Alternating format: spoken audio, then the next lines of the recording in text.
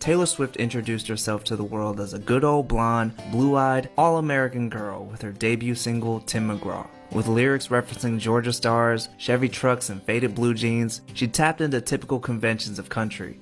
You shorties never thought I dreamed about rapping hardcore. Her first handful of singles exemplified this. Songs about heartache peppered with guitar strums, banjos, and screeching fiddles. Going out with all of your best friends. But I think what set her apart from other country acts was her point of view. In a genre mostly dominated by older men, she appealed to young girls with her wholesome image and vivid songwriting. In an Elle article in 2019, Taylor said, "The writing I love the most places you in that story, that room, that rain-soaked kiss. You can smell the air, hear the sounds, and feel your heart race as the characters does." Her ability to paint detailed imagery has been a constant throughout her career, and I think it's one of her music's defining characteristics. I'm not ever gonna make a pop album that's just like, gonna go to the club, and dance, dance, dance. I think coming from Nashville, there's always going to be an element of storytelling in what I do. Even if it's pop music, even if it makes you want to dance, I also want it to kind of make you think too. Yeah. Her early hits told tales of puppy love, which seemed to find inspiration from rom-com cliches.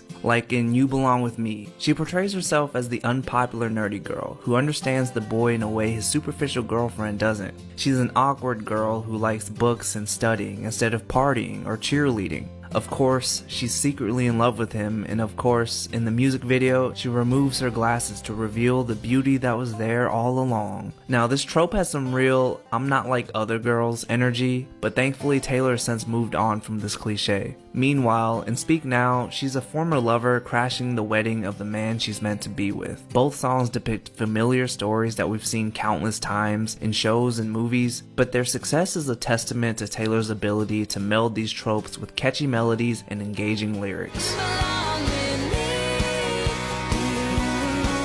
I think these themes appeal to our audience because of the magical elements of these kind of love stories. They tend to feature overlooked, ugly duckling type characters who struggle to stand out or fit in. Movies like A Cinderella Story, Princess Diaries, and She's All That present these romances as adventures, paving the way for a hopeless romantic ending. Songs like these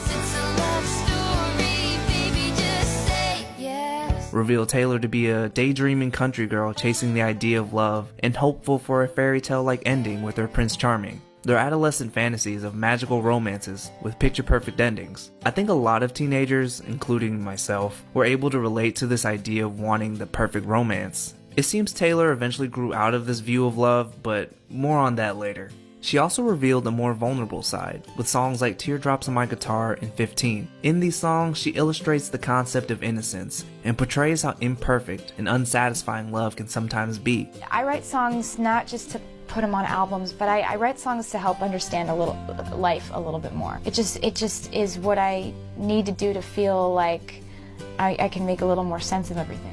While the themes of innocence and purity in country music are typically rooted in Christianity, I think the lack of overt Christian messaging further broadened Taylor's reach to young audiences. The inner thoughts, daydreams, and revelations, immersed in catchy melodies, served as the soundtrack for millions, as they attempted to make sense of the world around them. Taylor's youthful outlook made her young fans feel connected to her on a personal level. She wasn't some faraway celebrity flexing about a life they couldn't imagine, but rather a girl on MySpace, uploading awkward pictures and making regrettable posts. Like a lot of her fans, she was just figuring out life along the way. Although in my case, she lacked relatability in various ways, maybe what drew me to her was this vulnerability, this willingness to put pen to paper and eloquently describe her thoughts and experiences.